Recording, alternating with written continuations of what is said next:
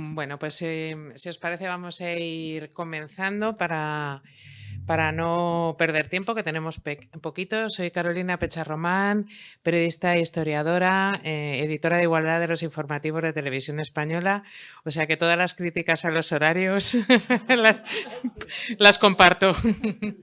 Sí, y dirijo el programa Objetivo de Igualdad, que invito a todas y a todos a que lo veáis, porque precisamente lo que pretende es estas cosas de las que estamos hablando.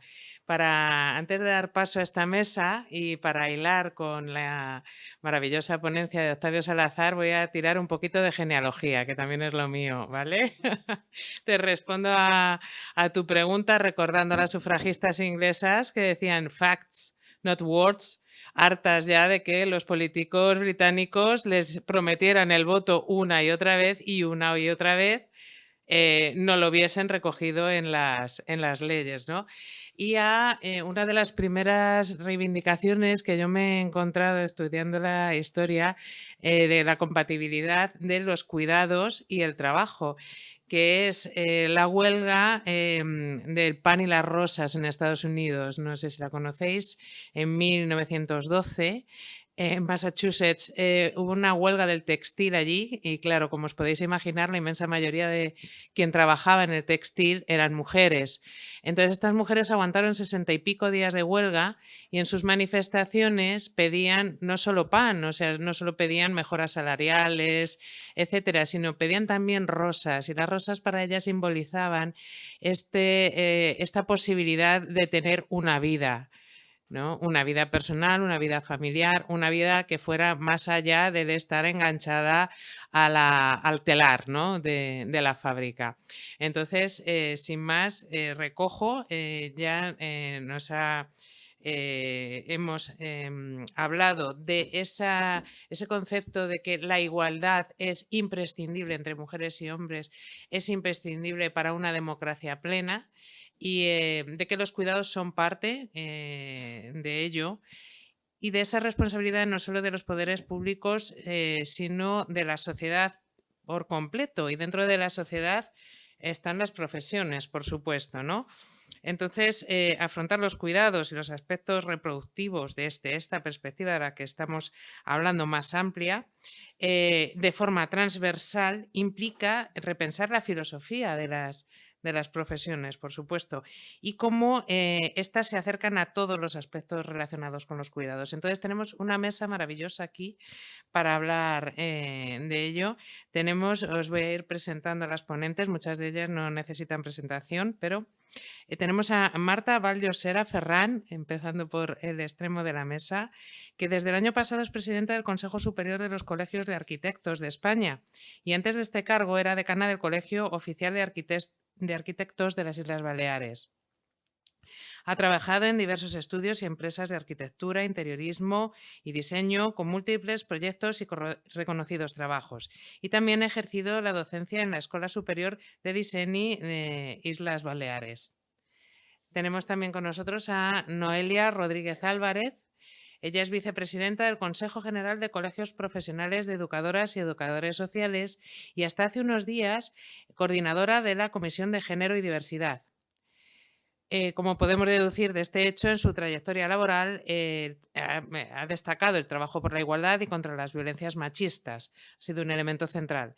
Es formadora en igualdad, consultora en planes de igualdad para empresas. Pilar del Pueblo López es secretaria de la División de Psicología del Trabajo, las Organizaciones y los Recursos Humanos del Consejo General de la Psicología, vocal del Colegio Oficial de Psicología de la Comunitat Valenciana, consultora de psicología organizacional y coaching, proyectos europeos y bienestar laboral. Profesora de la Universidad de Valencia, máster en Psicología Clínica y técnico de prevención de riesgos laborales. Asesora técnica de selección de tribunales de empleo público también. Y Mari Carmen Sampayo, a mi lado, presidenta de... Perdón, Mari Carmen, es que estáis... Sí.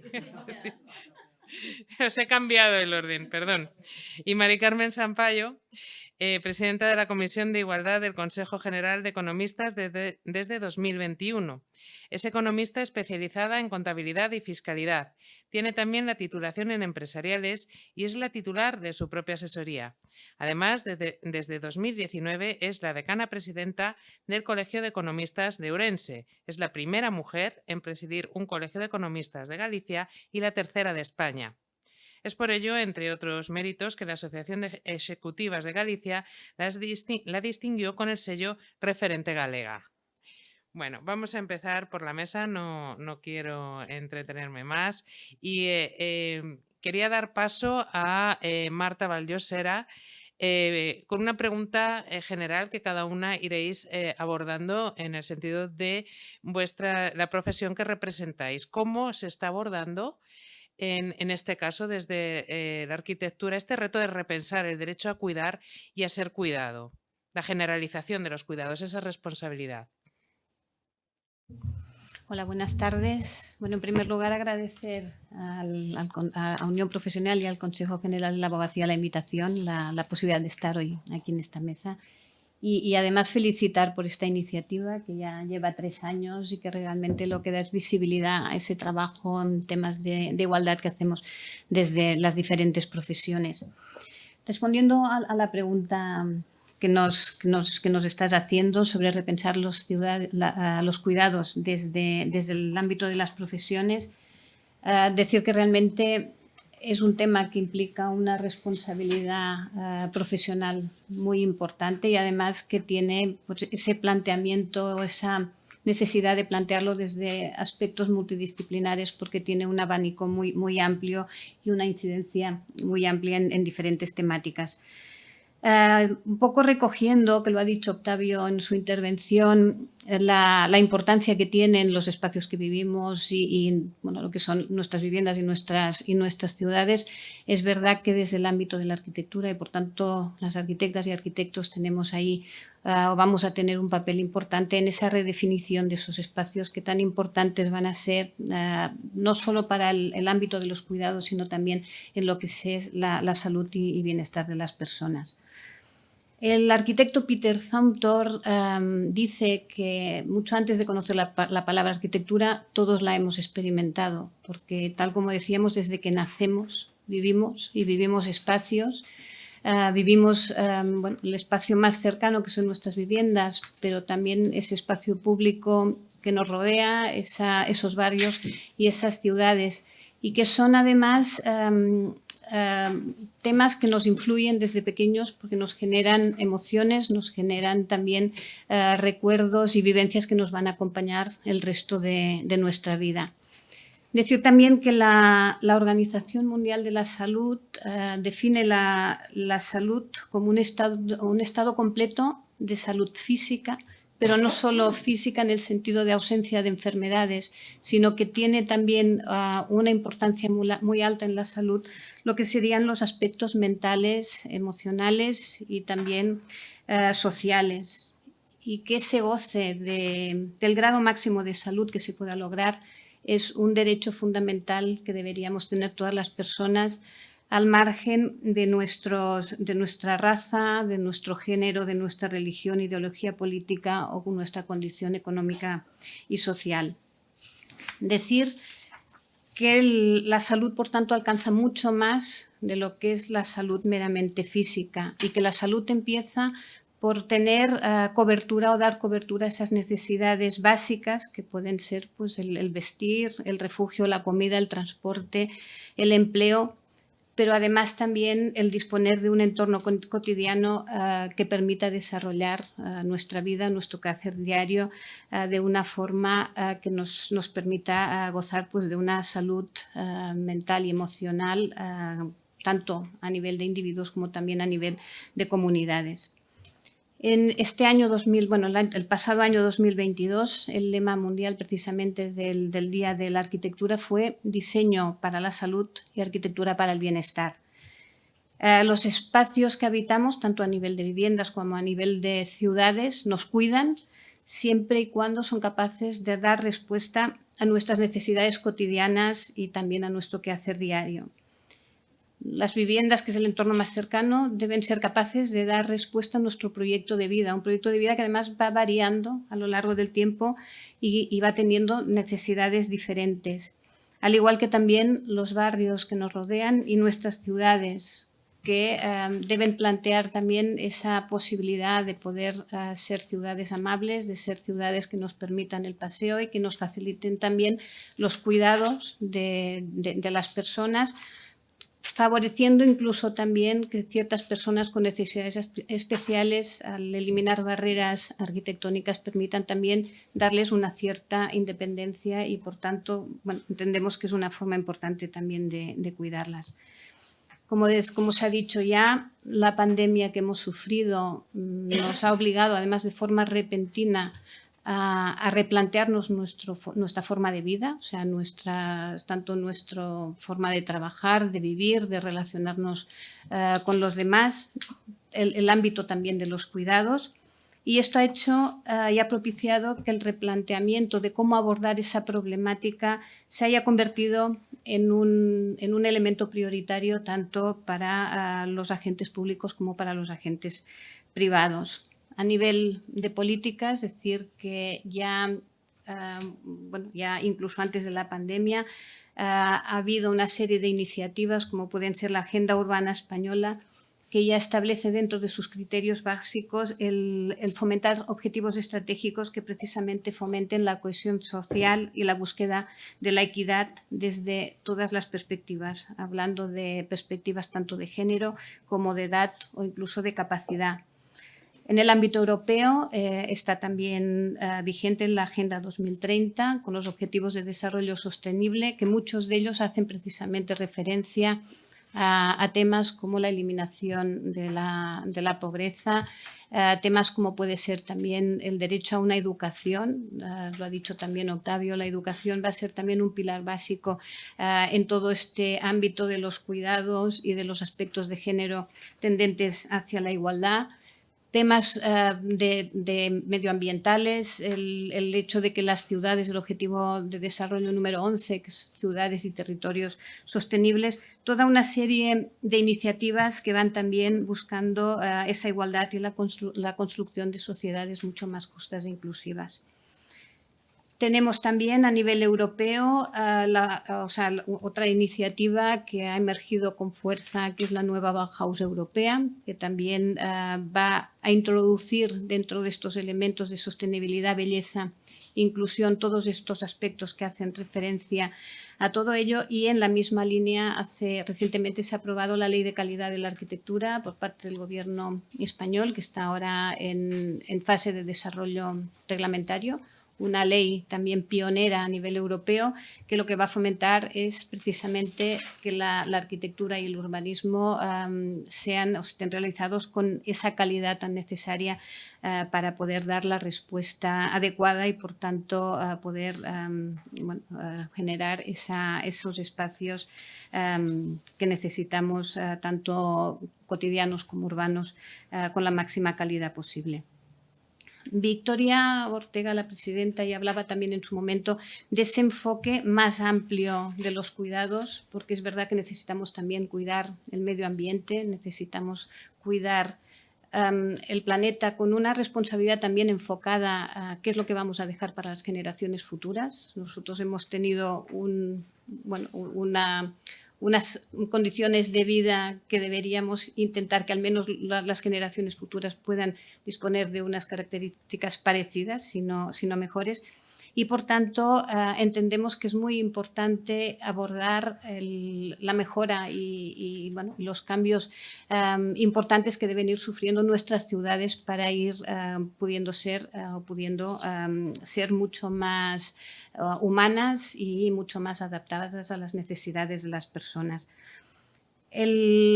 La tendencia un poco a recuperar, porque la evolución de las ciudades ha sido, desde la ciudad productiva muy enfocada a la ciudad, casi ciudades dormitorio, donde únicamente se residía, ciudades donde estaba la parte más de trabajo. Todo esto ha generado un incremento del tráfico, una necesidad de desplazamientos, que estamos ahora en un momento de reflexión que estamos ya en muchas ciudades replanteándonos, porque es verdad que es necesario ir a un modelo de ciudad mediterránea, a un modelo de ciudad compacta que genere mezcla de usos, un modelo que impulse la ciudad próxima, o sea, entendemos que habitabilidad y proximidad tienen que ir absolutamente de la mano, y que lo que hará es que si realmente tenemos todos los servicios básicos cerca, nos va a permitir evitar muchos desplazamientos y recuperar tiempo de calidad, hablábamos antes, tiempo de calidad, de manera que tendremos, o sea, bueno, oportunidad quizás pues de dedicar ese tiempo que cuando, o sea, te planteas esa salud también emocional, necesitamos tiempo para nosotros, necesitamos tiempo para dedicar a nuestros familiares, tiempo para dedicar a nuestros amigos. Entonces, quizás bueno, es poner realmente en el foco la necesidad de repensar esas ciudades y convertirlas en ciudades mucho más amables. Esto siempre tiene que partir desde una planificación planteada desde la globalidad. O sea, hay muchos aspectos que tener en cuenta.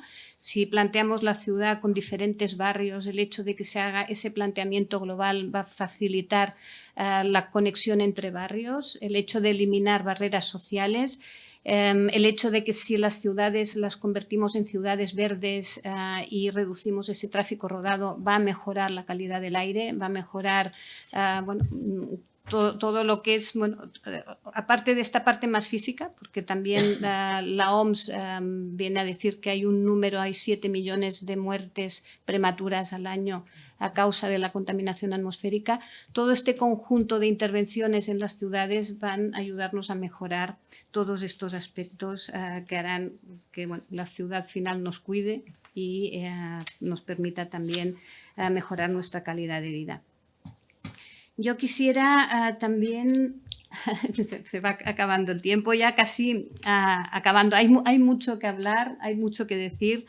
Yo quisiera también plantear que en cuanto a ese cuidado también del medio ambiente tenemos un reto muy importante en cuanto a la mejora de la eficiencia energética de nuestros edificios y de nuestros barrios, que hay que abordarlo desde la rehabilitación. Quisiera también destacar la oportunidad única que tenemos en este momento con los fondos Next Generation, los fondos europeos que plantean esa remodelación, esa renovación de barrios. Y sobre todo la necesidad de involucrar en todo este cambio a la ciudadanía, la necesidad de involucrar a las administraciones públicas, que es algo que debemos abordar entre todos y que ahí las profesiones tenemos una gran responsabilidad y además muchísimo que hacer de forma conjunta. Termino. Muchas gracias. Me verán hacer gestos extraños de vez en cuando, pero es que tenemos muchas cosas que decir y tenemos que caber todas. Quería darle la palabra ahora a Noelia Rodríguez Álvarez para que nos explique cómo se aborda desde su campo este reto. Buenas tardes. En primer lugar, agradecer a Unión Profesional y al Consejo General de la Abogacía por invitar al Consejo de la Educación Social a estar presente en esta mesa. Una mesa con una gran riqueza, yo creo. Además, ahora cuando me senté y vi cómo estábamos distribuidas, hasta me hizo gracia, ¿no? Porque está la arquitectura diseñando espacios, está la educación social acompañando procesos de vida, están las economistas y sabemos que las economías domésticas fundamentalmente están organizadas por mujeres. Está la psicología, que también acompaña procesos. Digo, bueno, pues no sé, creo que podría haber profesiones distintas, pero creo que las que estamos representamos muy bien lo que es la sociedad, ¿verdad? Bien, compartir espacios en Galicia, utilizamos una palabra que a mí me gusta mucho, yo soy gallega como la compañera Carmen, y el movimiento feminista siempre hablamos de tecer redes, de tejer redes entre las mujeres, ¿no? Y creo que precisamente eso es lo que tenemos que hacer aquí también, el establecer, el tecer esas redes de sororidad que nos ayuden a construir espacios más feministas, que es a lo que venimos a reflexionar. La cuestión que nos trae hoy a este espacio, y he prometido no tardar más de los 10 minutos, pero tengo tantas ideas que me acaban de entrar en la cabeza que ya veremos, yo empezaría por una reflexión anterior a esto de repensar las filosofías profesionales, porque el patriarcado, al igual que en otras cuestiones, también ha definido las filosofías profesionales, la manera de actuar, la manera de intervenir, la manera de hacer, la manera de ejecutar. Porque cuando nos hemos incorporado de manera progresiva al mercado laboral desde las diferentes disciplinas, si echamos la vista atrás, sabemos que a lo primero que nos hemos incorporado o esos primeros espacios que el patriarcado nos ha cedido es lo que en muchas ocasiones llamamos las cositas de mujeres. Entonces salimos a cuidar, salimos a limpiar, salimos a la enseñanza, salimos a todas esas cositas, ¿verdad?, que ya hacíamos en casa. Y por lo tanto, el modelo de trabajo con el que empezamos a trabajar era el impuesto por la masculinidad tradicional de hacer las cosas. Ni mejor ni peor, diferente y no decidida por nosotras, que es lo primero que tenemos que pensar. Yo a veces cuando escucho reflexiones sobre el feminismo, sobre lo que queremos, sobre lo que hacemos, a veces me falta la decisión de que verdaderamente digamos, ah, sí, este es el modelo que queremos, este sí, y no que vengan desde fuera a decirnos cómo tenemos que hacerlo. Esta manera de trabajar tradicional nos ha enseñado a competir entre nosotras, a vivir enfrentadas, a no entender el concepto de la sororidad, a un sinfín de prejuicios de género que no son exactamente lo que nos ocupa en esta mesa. Además, desde la educación social, y yo personalmente siempre llevo la bandera del positivismo y de pensar en positivo y no ver solo lo negativo, sino que donde hay un problema, lo que tenemos a continuación es que buscar una solución. Repensar las filosofías desde la educación social implica poner a las personas en el centro de nuestro trabajo. Eso es repensar las políticas profesionales. Establecer estrategias de cooperación entre distintas profesionales. Entender que todas, y otras más que podrían estar aquí, pero todas las profesiones son importantes y son importantes también en los cuidados. Planificar desde el feminismo, desde la sororidad, viendo a otras profesionales de nuestra disciplina o de otras disciplinas como compañeras de viaje que nos aportan otros puntos de vista para establecer la mejor estrategia de trabajo. Supongo que la mayoría de las que estamos aquí trabajamos en equipos interdisciplinares y de lo más variopinto. En mi equipo de trabajo hay profesionales de absolutamente cualquier sector que os podáis imaginar y eso es maravilloso. Y así es como tenemos que pensar esas filosofías profesionales. Diseñar desde el feminismo, y Marta lo explicaba muy bien antes, ¿no? Hay que pensar en los espacios, pero pensarlos también desde el punto de vista del feminismo. Los espacios laborales no están pensados para las mujeres. A veces, cuando hacemos planes de igualdad y cuando vamos a evaluar una empresa y cuando vamos a evaluar los riesgos y demás, para hacer un mapa de riesgos desde el punto de vista inclusivo, pues nos ha pasado hace poco con una empresa que daba una formación muy concreta sobre extinción de incendios y les tuvimos que indicar que es que las mujeres a lo mejor también querían formarse en eso, porque no tenían dónde cambiarse. No había un espacio. Pues es que aquí siempre vinieron hombres. Ya, bueno, tampoco le estás abriendo la puerta a que puedan venir mujeres porque después quedar completamente empapadas durante la clase práctica no tienen dónde cambiarse. Bueno, pues cuando acaben ellos, diseñar espacios es pensar así también, ¿no?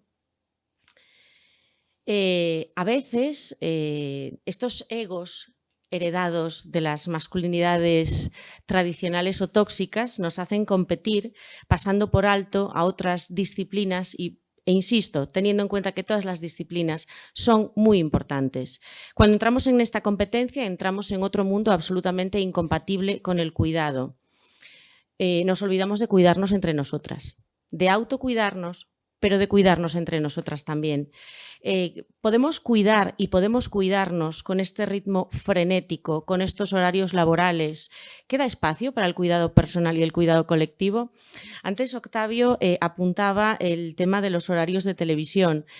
Y tú decías, bueno, yo a las 11 estoy... Claro, el problema es que muchas mujeres a las 11 no están durmiendo porque llegaron súper tarde de trabajar y todavía están ejerciendo esas tareas de cuidados que les tocan, que si el niño tiene que ir a una excursión y a ver si lo tiene todo preparado, que la niña tiene esta actividad extraescolar, que ay Dios mío, que se me ha olvidado. Pues efectivamente a lo mejor los horarios de televisión tampoco están muy pensados, ¿no?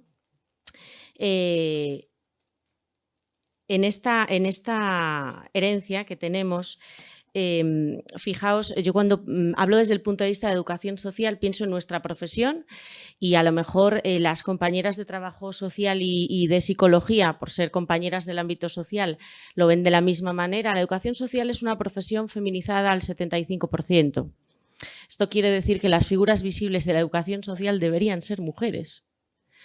Pero, como hemos tenido que compatibilizar tantas cosas, en todos los años de trayectoria que llevamos, Lourdes Menacho, que muchas la conoceréis, la actual presidenta del Consejo de la Educación Social, es la primera mujer presidenta del Consejo de la Educación Social. Y se da otra casuística más, y que en este mandato que acaba de empezar esta nueva Junta de Gobierno es la primera vez que la presidenta y la vicepresidenta son mujeres. Porque hasta ahora, en esta profesión tan feminizada, el 75%, los que se veían eran los hombres. Y me voy a robar unas palabras de Lourdes que dice por allí por donde va siempre, y es que las mujeres estamos en las cocinas de las profesiones. Estamos preparando la comida y limpiando las ollas y haciendo para que los señores se luzcan. Nuestro papel también es muy importante en las profesiones y somos las primeras que debemos reivindicarlo. Claro, ahora entraríamos en otro melón interesante que queda para la cuarta, quinta o sexta, porque creo que ya tenemos como 7 temas para próximos encuentros, entonces vamos viendo cómo lo gestionamos, y es si existe la conciliación. Varias veces he escuchado la palabra conciliación, Octavio ha hecho alusión a la palabra conciliación. Yo como formadora de igualdad es una de esas preguntas que hago siempre en mis clases. ¿Qué es la conciliación? Porque actualmente la conciliación, esa compatibilización de tiempos entre lo personal, lo profesional, lo familiar y con lo que quieras tú conciliar, pues no existe. Existen mujeres que llaman a otras mujeres y que su única conciliación es si tienen hijos o hijas. Porque ya para tomarte una caña, para eso no. Tu tiempo personal, por favor, no seas egoísta. A mí, yo no sé, todavía nunca me lo han dicho, pero a mí me falta escuchar esto de aún encima que os dejamos votar, a ver si vais a pedir mucho más. La conciliación tendremos que seguirla luchando, pero a día de hoy todavía no existe. Y estoy segura que como profesionales, en algunos momentos de nuestra vida, de nuestra trayectoria profesional, hemos sentido que nuestra vida personal y profesional entraba en competencia directa. Y yo recuerdo a una amiga mía que fuimos juntas en el cole desde pequeñitas y que se hizo famosa a nivel nacional, llegó a denunciar. No me acuerdo exactamente a qué ministerio, pero alguno, porque la penalizaron en sus investigaciones. Ella es farmacéutica, es investigadora, y ella penalizaron sus investigaciones sobre biopsia líquida porque se le ocurrió cogerse una baja maternal. Y entonces, claro, esto penalizó. Y la frase más bonita que escuchó fue: mujer, es que también podrías haber esperado un poquito más para ser madre. ¿Quién te manda a ser madre con 35 años? Eso es lo que tenemos que repensar. ¿Cómo estamos en las profesiones? ¿Cómo le damos ese punto de vista feminista? ¿Cómo nos acompañamos entre las profesionales? ¿Cómo tecemos esas redes de sororidad? Y Como buena gallega, necesito terminar con una pregunta. ¿Cuándo empezamos? Sí. Qué mala fama voy a coger. Bueno, y ahora vamos a pasar a la economía, que yo creo que ha sido mencionada o por lo menos ha planeado sobre todas las intervenciones. Entonces, Carmen Sampayo, por favor. Bueno, pues muchas gracias. Gracias, Carolina. Gracias a la Unión Profesional y al Consejo General de la Abogacía por la invitación que ha hecho al Consejo General de Economistas. Y bueno, y un honor compartir mesa con estas mujeres tan válidas y con Carolina, la sigo en su programa de Objetivo de Igualdad. La profesión de economista es transversal y versátil. Gracias.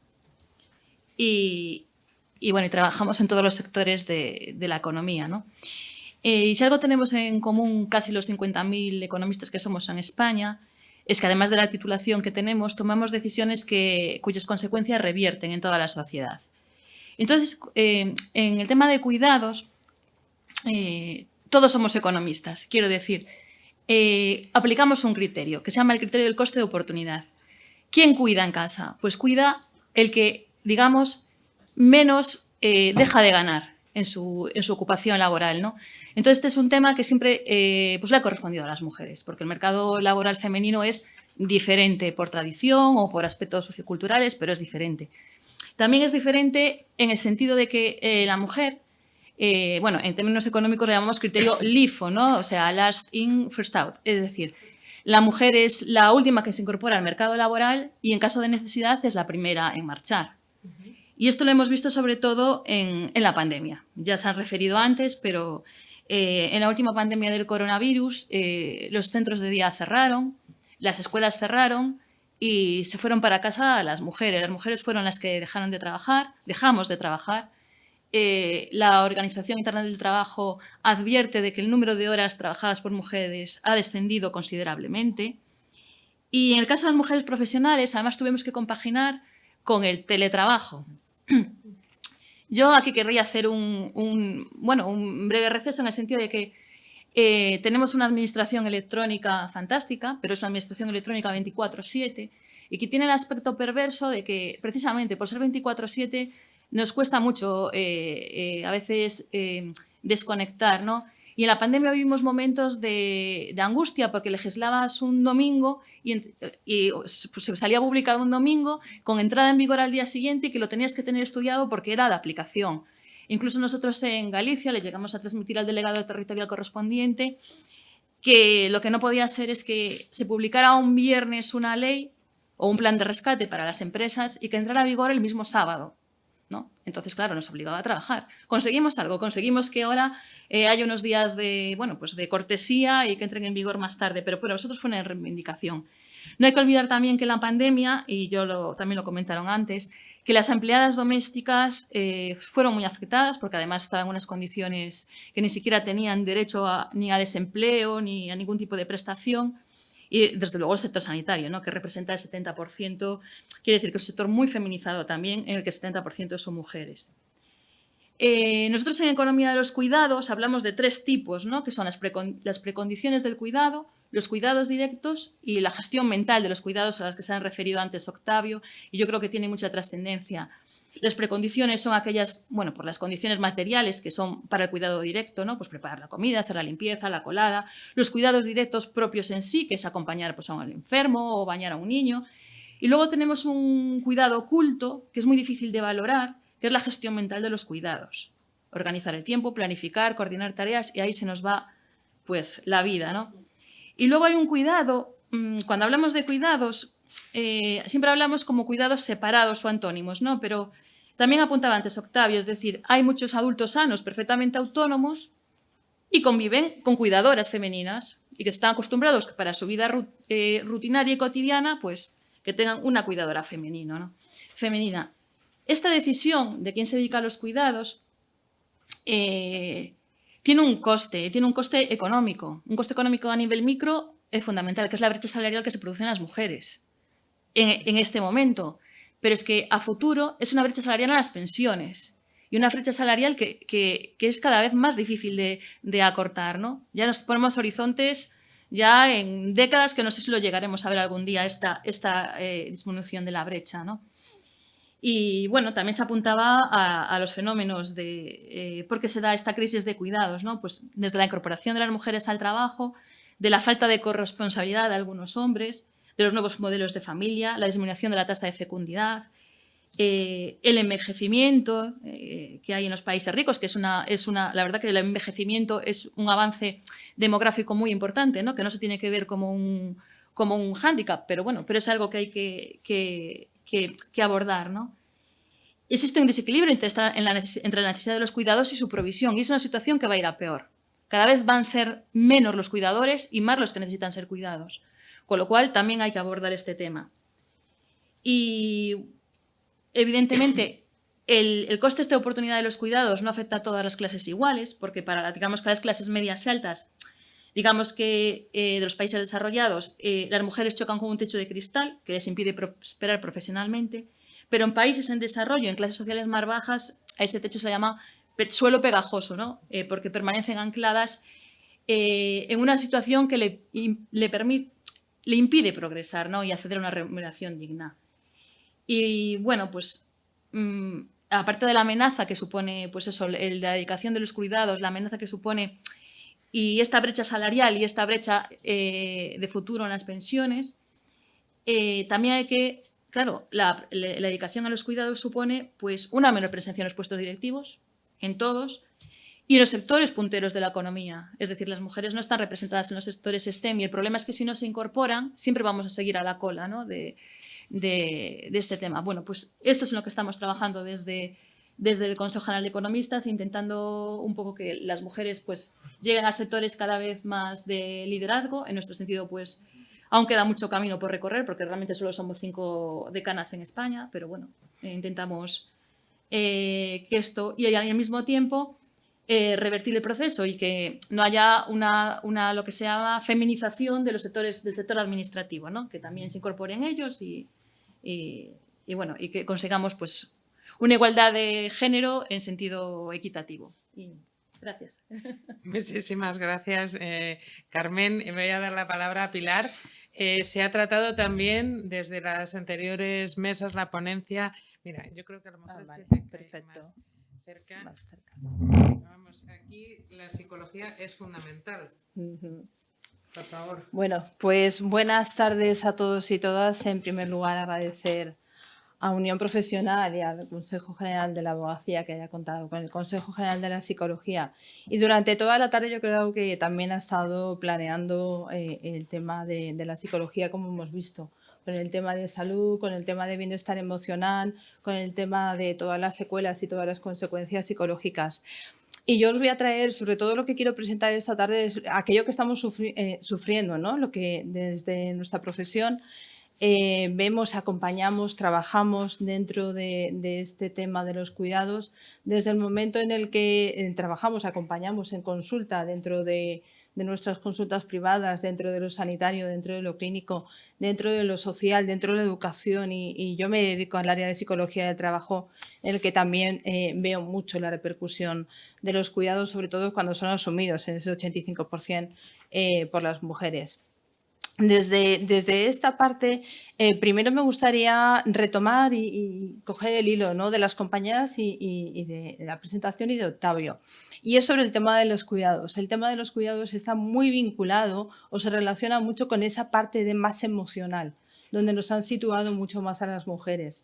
Venimos de esa tradición, de esa educación, donde lo emocional es un mundo de mujeres, donde ese estreñimiento emocional que decía antes Octavio, ¿no? Con lo cual los cuidados no tiene esa parte, ¿no?, para lo masculino, para la parte del hombre, para la parte del varón, sobre todo porque además tampoco saben desenvolverse muy bien en esa parte. Y es una pérdida, ¿eh? Y es una pérdida para la sociedad, porque realmente el cuidado crea unos vínculos muy potentes de relaciones personales entre el que es cuidado y el cuidador. No olvidemos que todos los que estamos aquí estamos aquí gracias a que hemos sido cuidados y además que nos mantendremos en el tiempo. El tema de los cuidados es algo que creo que tenemos que poner en valor en esta sociedad como algo que aporta beneficios psicológicos y un bienestar psicológico a todas las personas que desempeñan el papel del cuidador y en este caso las mujeres que somos cuidadoras, que parece que estamos muy entrenadas, ¿verdad?, a cuidar, a ese vínculo, a esa parte más protectora, más emocional. Y ahí yo creo que hay una gran pérdida para aquellas personas que no saben cuidar, que no han aprendido y que tampoco se cuenta con ellas. De hecho, cuando nos vamos a cualquier tipo de asociación o voluntariado y cuando te encuentras con hombres que son plenamente felices cuidando de otras personas, acompañando a discapacitados, acompañando en comedores sociales, no es necesario irse a hacer un voluntariado, así es que esa labor de cuidado la tenemos que incluir dentro de nuestros valores como sociedad, todas las personas, los niños, las niñas, las instituciones públicas, las empresas privadas. Ahora os comentaré algunas iniciativas que estamos haciendo en este sentido. Por lo tanto, a mí sí que me gustaría en primer lugar destacar lo importante y el valor del cuidado, de que aprendamos a cuidar y a cuidarnos. Serían esos dos factores. Esa es una parte muy importante. Otra parte que vemos muy importante dentro de nuestra profesión y que acompañamos es, sobre todo, en este caso, a aquellas mujeres donde el cuidado de los demás es un factor estresante. Y eso yo creo que lo vivimos, esa sobredimensión de las tareas, ese cuidado, esa atención a todo el entorno. Antes, en las consultas nos encontramos con algo que llamamos, ¿no?, en psicología, que es el colapso del cuidador. El colapso del cuidador es aquel síndrome, bueno, anteriormente hay un síndrome, es esa situación de desbordamiento emocional, física y mental, de desgaste emocional y físico con consecuencias en ambos aspectos de aquellas personas que durante mucho tiempo mantienen la labor del cuidado del entorno. Son personas que están dentro del sistema familiar, social, de pareja, de cuidados, manteniendo los cuidados. El estrés tiene que ver mucho, además de con la demanda, el mantenimiento en el tiempo. Todos podemos en un determinado momento soportar una época de estrés, en la que un hijo, en la que un familiar, en la que en el trabajo necesitamos estar más pendientes. Pero cuando el estrés es mantenido, sabemos que eso deviene en una serie de consecuencias psicológicas, emocionales, físicas, con lo cual va en deterioro y en detrimento de nuestra salud.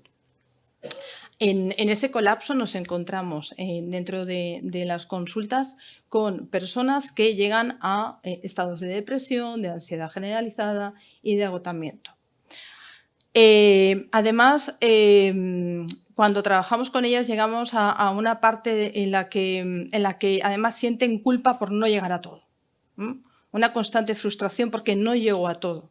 Una constante, además, autorresponsabilidad del bienestar de los demás. Es decir, nos cargamos a la mochila el bienestar de los demás. Que los demás estén bien o mal en todos los aspectos tiene que ver conmigo y lo que yo haga por ellos. Con eso, claro, imaginaos la presión que asumimos. Antes de ese colapso, yo os diría que para mí los cuidados es como una línea, ¿no? Una línea desde un foco positivo, como he empezado a decir, desde ese aspecto positivo, y luego este aspecto cuyas consecuencias negativas tenemos y trabajamos con ellos desde la psicología. Anterior a ello, tenemos una parte también de esa misma figura en un distinto estadio, y es el síndrome del cuidador. El síndrome del cuidador lo vemos la mayoría que vemos, lo vemos sobre todo en mujeres. Mujeres, además, que dentro del sistema al que pertenecen se sienten prácticamente, entre comillas, con la creencia asumida, aprendida, educada y modelada de que prácticamente es nuestra obligación cuidar a los demás.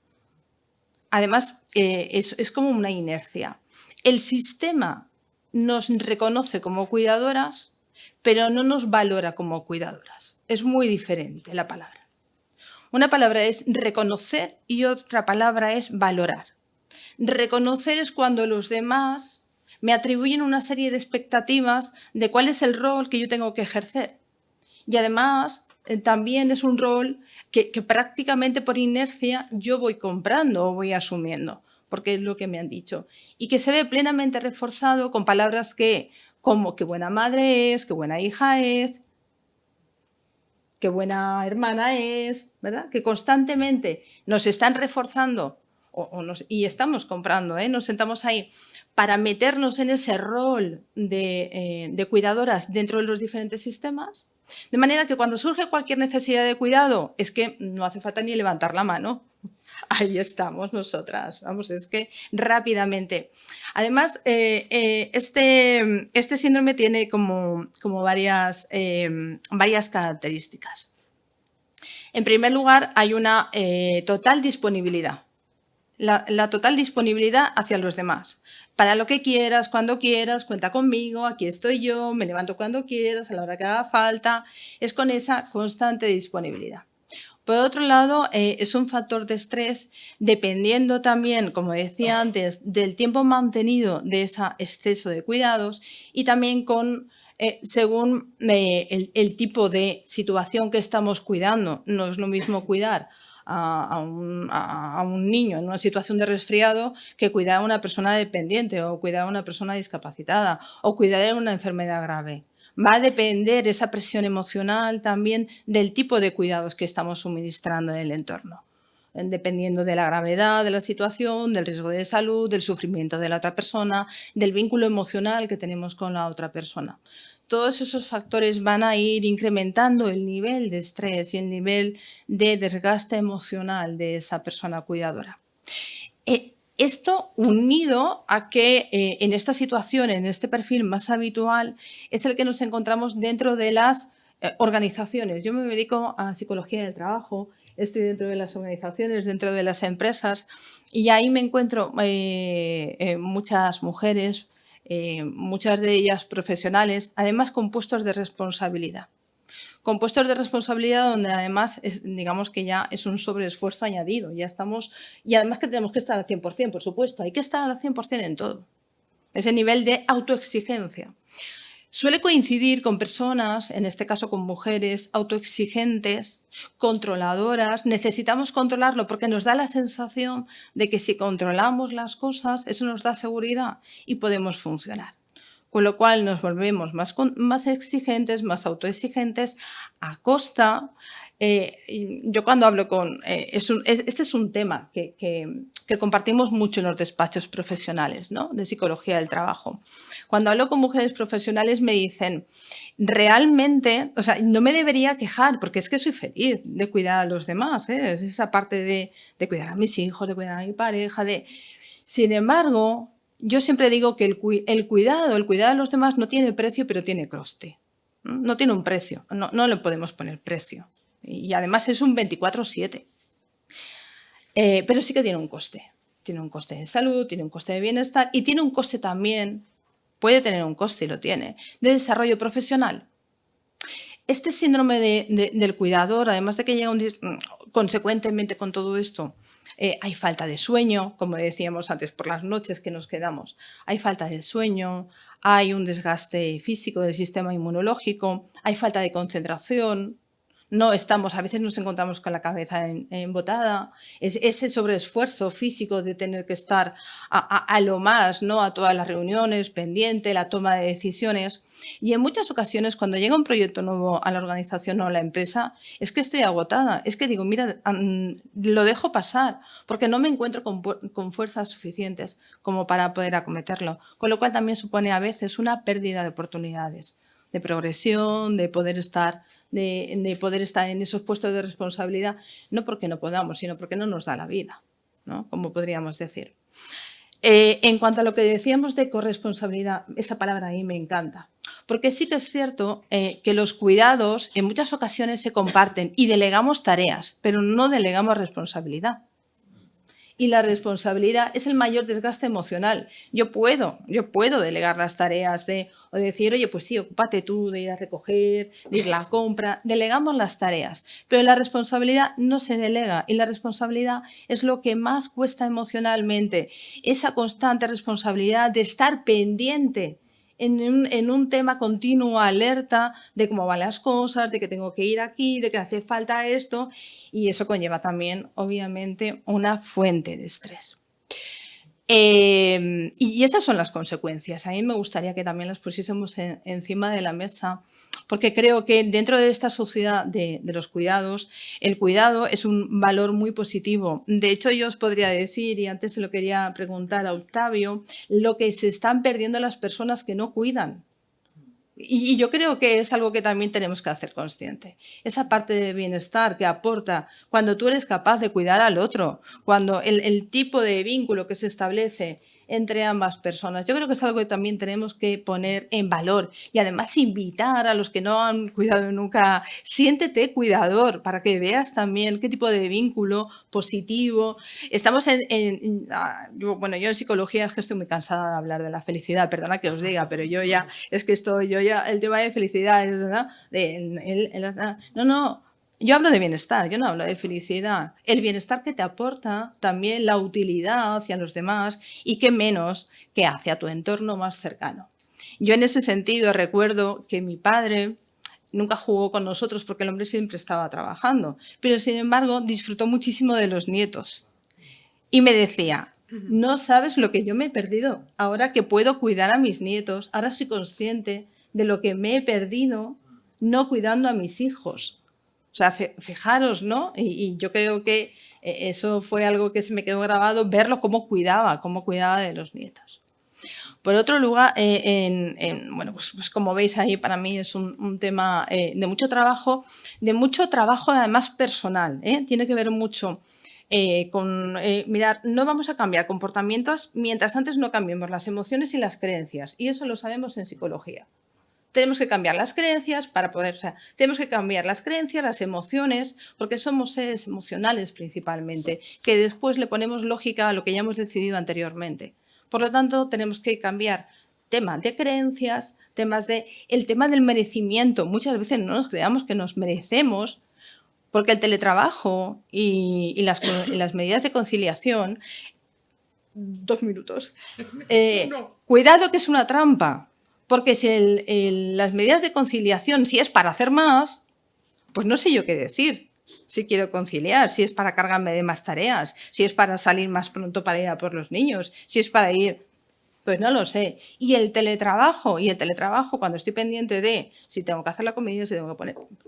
De verdad que desconcentra mucho y eso lo notamos mucho. Por último, y una iniciativa que estamos promoviendo los profesionales de psicología del trabajo y además que va en la línea de las empresas. Estamos con proyectos de empresas que cuidan. Empresas que cuidan, donde las empresas se están involucrando para trabajar y dotar de herramientas de afrontamiento a las personas que componen la organización, hombres y mujeres. Herramientas que tienen que ver con afrontamiento y gestión del estrés, con afrontamiento y gestión del tiempo, herramientas de gestión emocional, herramientas de creencias. O sea, que todas esas empresas que cuidan, ¿por qué? Porque las empresas también, como muy bien decían antes, pueden cuidar, como un valor que dan del cuidado de sus empleados y de sus empleadas. Además, con el compromiso que genera cuando yo me siento cuidado con la persona que me está cuidando. Con lo cual, si aquí hablamos de empresa privada, que es a lo que yo me dedico, cuando yo me siento cuidado, atendido y que se preocupan por mí, ¿qué necesitas en estos momentos en lo que yo puedo aportarte? Esa aportación de valor, con lo cual se convierte en un modelo de compromiso y en un modelo de engagement que decimos muy satisfactorio y positivo. Por lo tanto, para finalizar, a mí me gustaría decir que pongamos en valor los cuidados y los co-cuidados y el autocuidado. Muchas gracias. Muchísimas gracias, Pilar. Yo creo que nos sentimos todas muy identificadas con lo que has dicho, ¿verdad? Además, has hablado de bienestar, de buen trato, etcétera. Quedan 15 minutitos de mesa y me gustaría aprovecharlos para lanzaros a cada una de vosotras una pregunta para responder en un par de minutos solo sobre aspectos concretos que abunden en lo que habéis contado. Marta Vallosera, enlazando con esto de bienestar, de buen trato, etcétera, has hablado de la arquitectura como elemento de bienestar, ¿no? Ahí entraría, bueno, por ejemplo, ¿te parece que la nueva Bauhaus europea es eso lo que está intentando y sería una especie de aplicación de estos principios feministas de los que hemos estado hablando al urbanismo? Sí, seguro, porque, a ver, realmente la nueva Bauhaus yo creo que plantea precisamente el cómo repensar la convivencia de las personas, cómo repensar los espacios para adaptarlos a esas nuevas necesidades y precisamente pues, a estas nuevas formas de vida.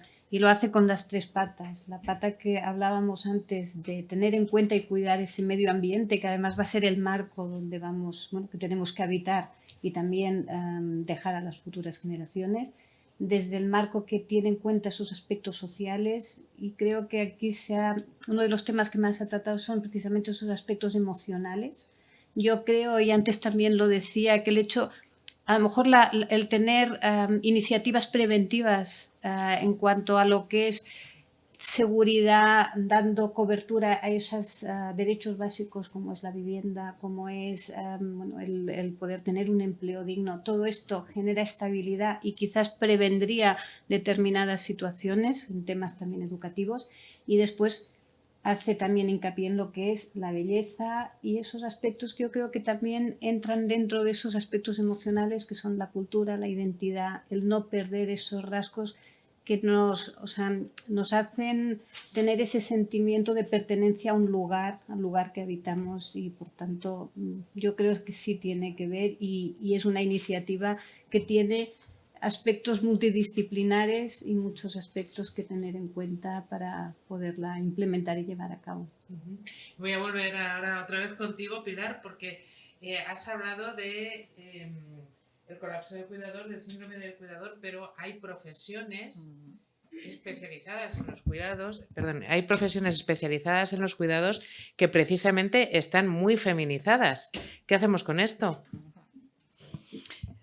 Totalmente, Carolina, y yo creo que todas las profesiones que tienen que ver, como decía la compañera, ¿no? De magisterio, de cuidar, de auxiliares de salud, son profesiones en las que la presencia de la mujer, y en psicología también lo vemos.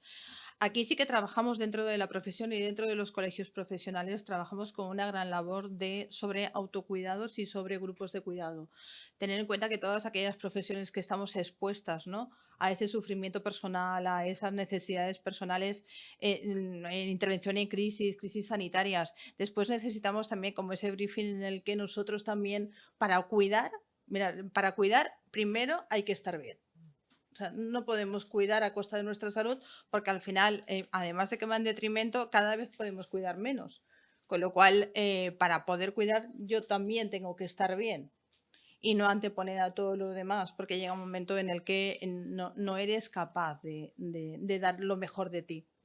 Por lo tanto, aquí, dentro de los colegios profesionales que tienen que ver con los cuidados, nos preocupamos mucho además de herramientas de afrontamiento, formación, profesionalizar, también hacer grupos de autocuidado y de cuidado entre nosotros, esas redes, ¿no?, también de cuidado y de poder esa parte también incluso de desahogo emocional, y por ejemplo en la pandemia lo hemos trabajado mucho en el ámbito sanitario, entre médicos, entre enfermeras, auxiliares de clínica, bomberos, profesionales de la seguridad, porque son profesiones que han estado muy expuestas. Y después hemos tenido proyectos maravillosos con ellos para que puedan, y en residencias de tercera edad, no os podéis imaginar el trabajo que hemos hecho precisamente de ventilación emocional, para que pudiesen expresar toda esa gran presión que ante todo, desde ese cuidado, yo estoy cuidando a personas y conecto emocionalmente.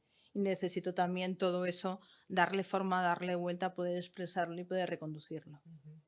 Perfecto. Ahora, Carmen Sampayo, me gustaría preguntarte algo que ha estado planeando también en la intervención de Octavio y en la primera mesa, y es esa corresponsabilidad público-privado en la gestión de los cuidados y en la organización de los cuidados, y también público en las administraciones públicas, el estado del bienestar, etcétera, con lo privado, lo familiar, y también entre lo que es el negocio y el derecho. ¿Cómo abordas tú esto? ¿Cómo lo ves? Vamos a ver, la experiencia ya que nos dicen de otros países que ya están más avanzados que nosotros en estos temas y más desarrollados, es que el trabajo remunerado no elimina el no remunerado. Es decir, que el pleno acceso de la mujer a lo que es al mercado laboral suele implicar una sobrecarga. Y una sobrecarga que la única manera que hay de quitar es pues que la administración pública se haga cargo. No hay otra. Yo, desde luego, sé que bien que las competencias en bienestar suelen ejercer las comunidades autónomas, pero lo que es inadmisible es la lenta tramitación de la ley de dependencia, que se tarde tanto en resolver y que cuando una vez que se resuelve incluso ya el dependiente está fallecido.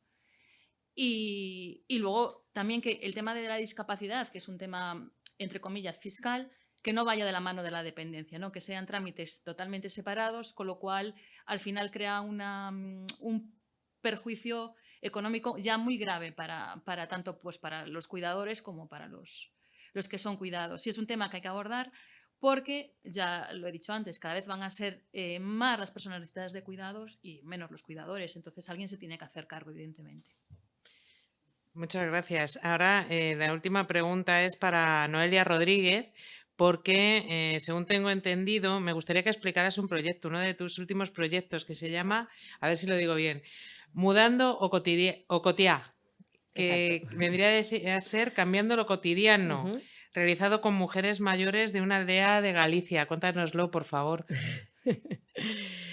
La verdad es que me emociona muchísimo hablar de ese proyecto porque fue una experiencia a nivel personal y a nivel profesional que no sé si volveré a sentir lo mismo. Hay un pueblecito muy chiquitín en Galicia, en el centro de Galicia, Carmen seguro que lo conoces, Rodeiro, y es un concello, es un ayuntamiento pues, con el que yo he trabajado desde hace muchos años en cuestiones de igualdad, en cuestiones de prevención de violencia machista. Es un pueblo muy abierto a proyectos que le propongas y que en cualquier otro sitio te dirían, tú estás fatal, y allí, pueblo pequeño, 2000 habitantes, rural, pues lo que sea. ¿Podemos hacer un programa para trabajar con hombres de lo rural las nuevas masculinidades? Por supuesto.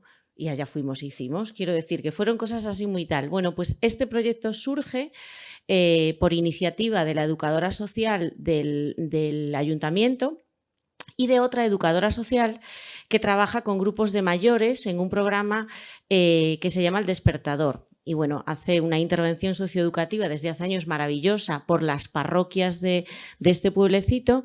Es muy divertido porque las mujeres dicen que van a gimnasia, luego nunca gimnasia hacen, pero ellas dicen que van a gimnasia, que ese es su día. Con esta educadora social han trabajado precisamente el autocuidado, el que ese es su día y ese día ni hay nietas, ni hay nietos, ni hijas, ni hijos, ni nada. Ese día van a gimnasia.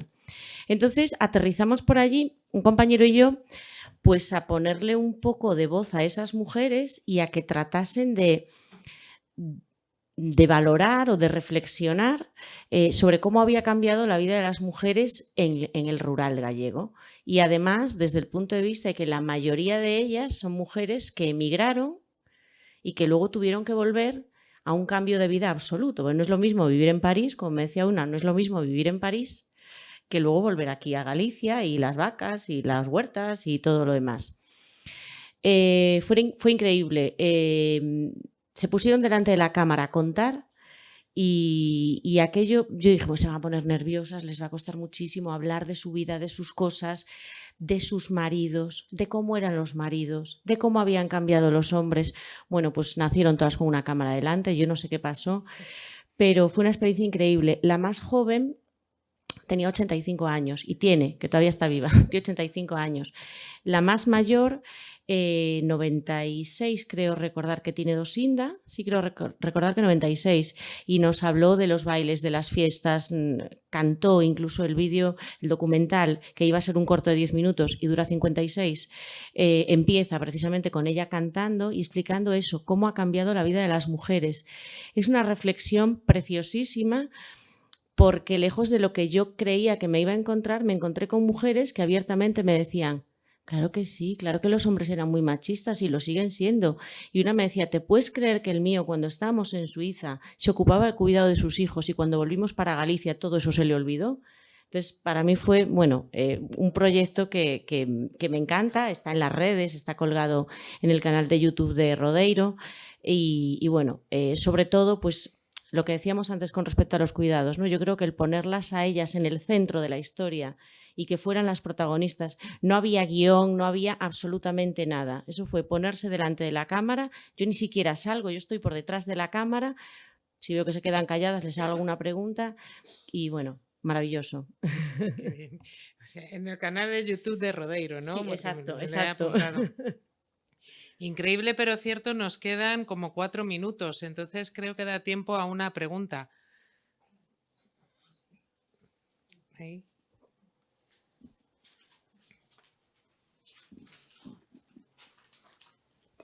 Hola, buenas tardes. Muchas gracias por las recomendaciones, más que nada, porque cada vez que estamos en las empresas y en los colegios profesionales hablando de los planes de igualdad, algunas veces nos quedamos cortos porque luchamos por aquellas cosas que en realidad también nos perjudican un poco más. En ese sentido, yo quisiera saber cómo, especialmente desde el Colegio de Psicólogos, ¿no? Pero la que me lo pueda contestar perfecto, ¿cómo no, podríamos orientar a nuestras profesionales a aplicar de manera responsable la conciliación en el término más amplio de la palabra, es decir, conciliación familiar, personal, laboral? ¿Cómo nosotros desde los colegios profesionales podemos orientar a nuestras profesionales para que realmente apliquen la conciliación y no que seamos más esclavas cada día? Yo creo que cualquiera podría contestar seguro. Si quieres, contestamos un poquito todas. Tiene que ver mucho con la parte de me merezco yo también mi tiempo y con la toma de conciencia, lo importante que es tomar conciencia del propio autocuidado, de dedicar también esa gestión del tiempo en la que esa corresponsabilidad de decir, esto tiene que ver con dos, o sea, si los hijos es de dos, si la empresa es de todos, si el padre es de todos, si el hijo, porque somos las primeras que asumimos dentro de esa creencia que desde pequeñitas yo creo que hemos ido aprendiendo a asumir ese rol de cuidador. Para eso tenemos que ser conscientes también de nuestras propias necesidades y no anteponer las necesidades de los demás antes de las nuestras, que eso es algo que nos cuesta mucho, porque tenemos la parte de la emoción de la culpa cuando lo hacemos. Tenemos, por un lado, sentimos culpa y por otro lado, frustración de no poder hacerlo, porque la cabeza sí que y además es lo que decimos, no, si en la teoría lo tengo muy claro, ¿verdad? Cuando venimos aquí nos refrescamos, como, sí lo tengo muy claro, pero luego mi emoción no me acompaña cuando lo hago. Y cuando yo me dedico tiempo a mí, o cuando pongo límites, o cuando pido ayuda, nos cuesta mucho pedir ayuda, en muchas ocasiones también, o exponer, ser más asertivas, pedir ayuda, exponer cuáles son los límites, también el que mis necesidades son tan importantes como las de los demás. No te digo ni más ni menos, sino al menos igual. Con lo cual, hacer esa reunión, esa comunicación familiar en la que planteamos cuáles son las necesidades del entorno y qué es lo que puede hacer cada uno desde su disponibilidad, desde sus posibilidades para cubrir esas necesidades. Y dentro de esa parte de gestión del tiempo, también saber que, y eso es algo que yo creo que sí que nos ayuda bastante, o por lo menos cuando yo lo trabajo, es cuando somos conscientes de que si yo no estoy bien primero, no voy a poder cuidar a los demás, porque si no estoy bien, grito más, me enfado más, que el tiempo no es de calidad, porque no puedo atender como me gustaría, que eso además me hace sentirme peor. Tengo sentimientos ambivalentes y contradictorios. Hasta que no pongo yo también en valor mis necesidades y además también me siento merecedoras de atenderlas, no puedo estar para los demás, en las condiciones que quieren estar los demás. Y además, en muchas ocasiones somos modelos también al entorno que nos rodea. Si queremos que los demás respeten, entre comillas, también nuestras necesidades, somos las primeras que tenemos que respetarlas y hacerlas valer. Si no lo hacemos valer nosotras, ¿quién lo va a hacer valer? Entonces también educar al otro en nuestro uso. A mí me gusta mucho eso. Educar al otro en nuestro uso. A nuestras familias, a nuestros hermanos, hijos, padres, para ver dentro de esa corresponsabilidad, qué es lo que hace falta y cuántos podemos estar aquí desde ese rol de cuidadores. ¿Alguna más quiere responder a esta pregunta? Yo quería solo porque amén absolutamente a cada palabra, pero me quedaría con una cuestión, entendernos como merecedoras de cuidados también. Y con esto podríamos conseguirlo. Lo que pasa es que es un camino que cada una de nosotras y cada uno de nosotros debemos hacer. Es decir, bueno, no pasa nada. Me gustaría poner un símil muy chiquitín, muy sencillo. Todas y todos los que estamos aquí hemos volado alguna vez en un avión y cuando te empiezan a explicar todo, que todo el mundo está mirando para cualquier sitio, hay un momento en el que te dicen, y en caso de emergencia primero colóquese usted la mascarilla y luego se la coloca a otras personas.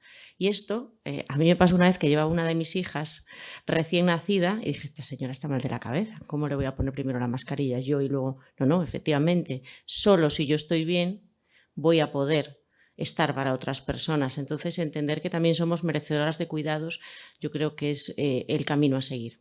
Nada más.